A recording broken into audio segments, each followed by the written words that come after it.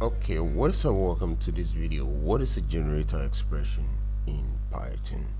So generator expressions are memory efficient iterators in Python that use parentheses instead of square brackets. So unlike list comprehensions that generate all values at once, generator expressions yield values on demand, making them ideal for large data sets or infinite sequences while significantly reducing memory usage.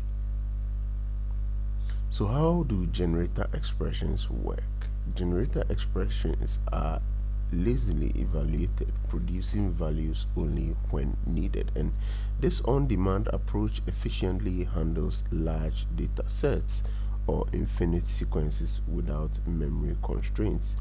When created, a generator expression returns an iterator that yields values one at a time through next function or next method or in loops, making it ideal for processing large files or data streams.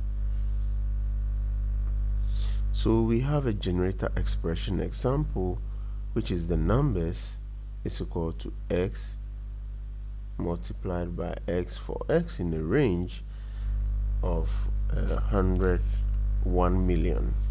So this is a code example. Do try it out and let us know how it went in the comment section.